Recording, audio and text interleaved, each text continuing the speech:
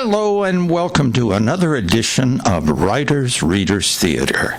It is wonderful to have you. I am your host, Jan Notzon, and I am flying solo today because my dear friend, my coach, and my crutch, the dear, sweet Miss Kimberly Guns, is not with us. She is otherwise engaged, and I am going to make her pay for that.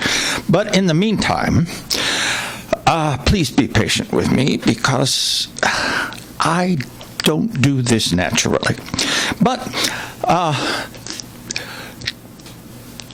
today I want to get to back to Only the Dead, my last published novel, Only the Dead Know the End of War, and read you another section from it. But there are a couple of things I want to cover first. Now, before I get into those things, I want to answer your questions, but you have to ask me questions. You have to ask us questions, and we will be more than happy to address them. You can reach me at jannotzon.com. That is J as in June, A, N as in Nancy, N as in Nancy, O, T, Z as in zebra, ON.com. Or, if you please, on social media, on Facebook, I'm at facebook.com/Jan Notzon, at goodreads.com/Jan Notzon, and at X, Jan Notzon.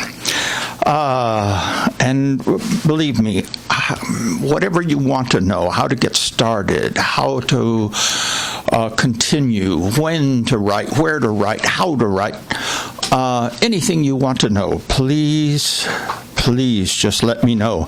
And in recompense, I will send you an autographed copy of my latest novel, published novel, that is, Only the Dead Know the End of War.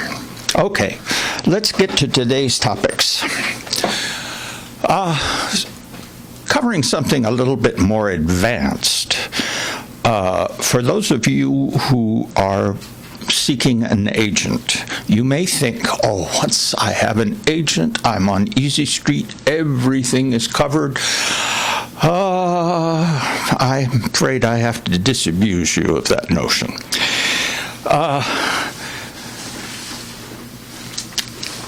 First of all, there are some things you need to familiarize yourself with. One is Skype.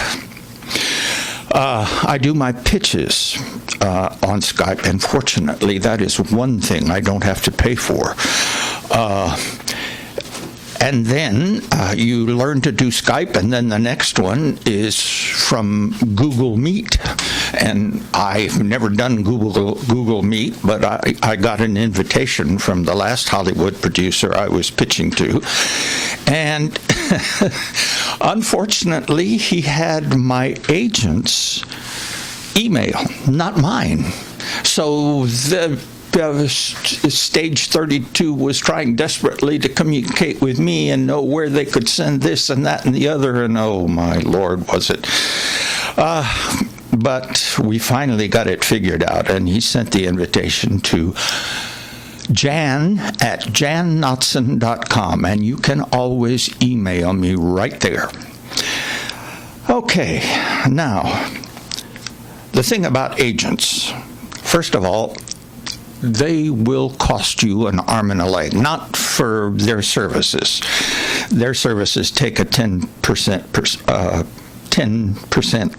off of whatever they make you, which my agent has not made me a plug nickel yet, because there are so many things that have to be done first.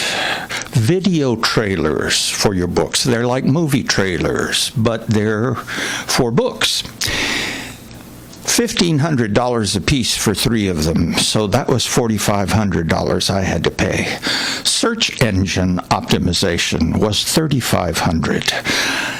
A screenplay by an established Hollywood screenwriter, that was $12,000.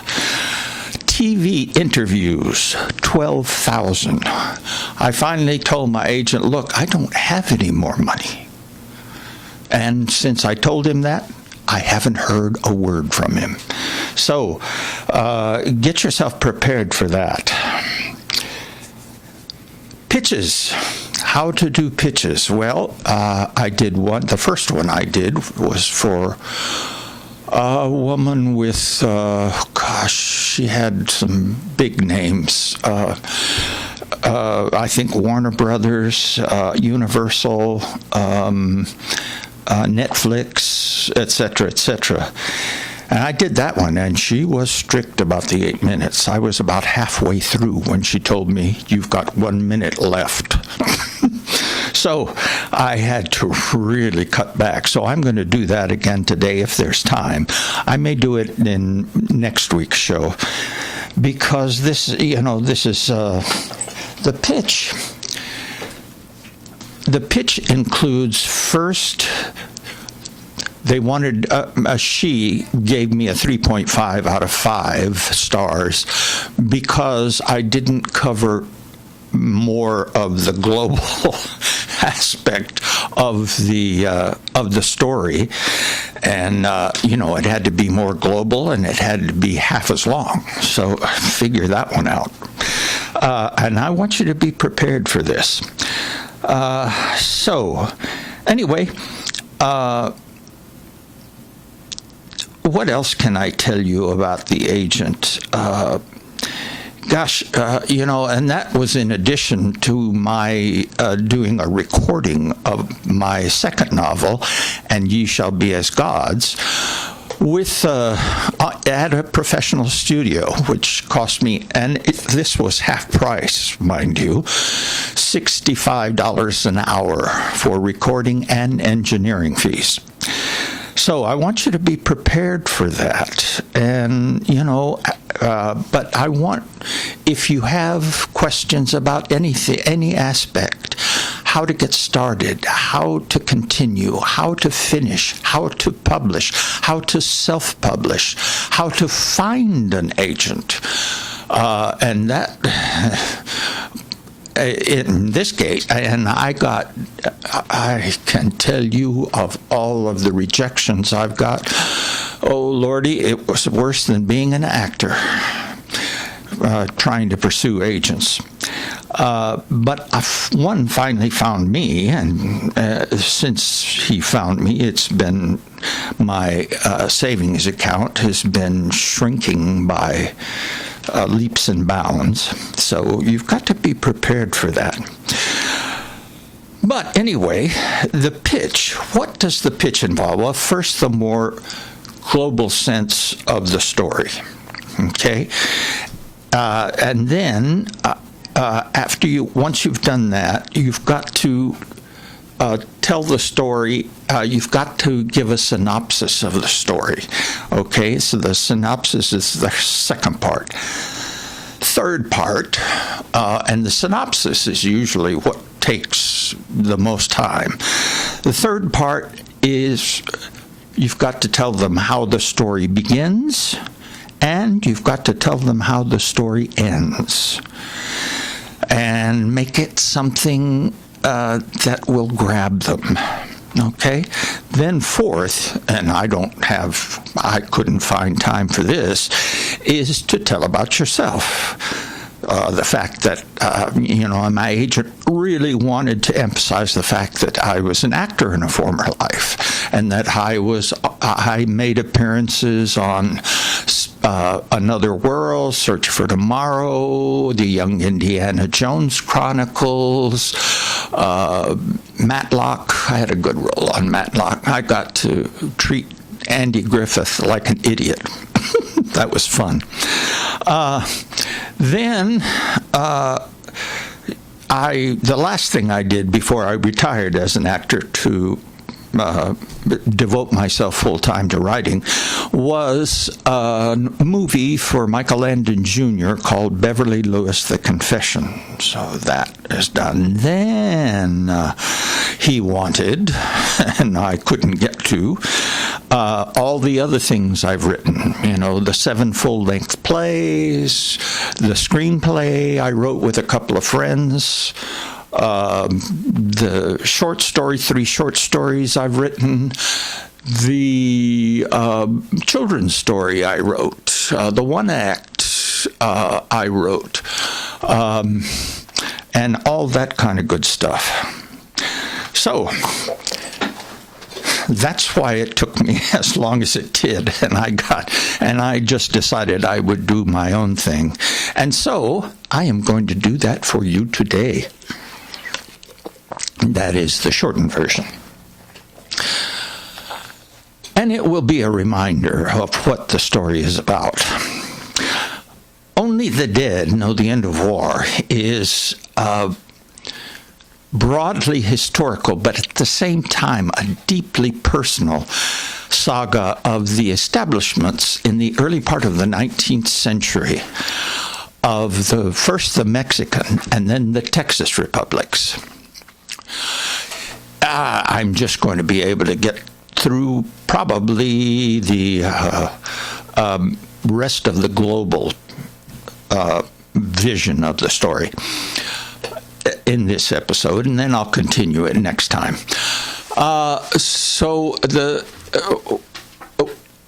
It covers what they had in common and how they differed historically, culturally, and in terms of the people involved. It also it contains within the more global struggle for freedom, independence, opportunity, the more personal struggle, the fight for love, compassion, understanding. And it also dramatizes the clash between two diametrically opposed cultures. The egregiously hierarchical nature of the Spanish Empire that Mexico inherited versus the fierce independence of the largely Scots-Irish Presbyterians from the United States who settled Texas. And let's see, how much time do I have left? Okay, and I really want to wait until next week to give you the synopsis. The synopsis involves a lot of the personalities involved and what they go through, how they're, first of all, their physical struggles, but then also that fight for love, compassion, and understanding that we all share, we all know. It's and the major characters, there are 2 Mexican and 1 Texan. And the Mexican are still caught in that it's still New Spain at the early part of the 19th century, and they are still caught in that sensibility, that hierarchical sensibility.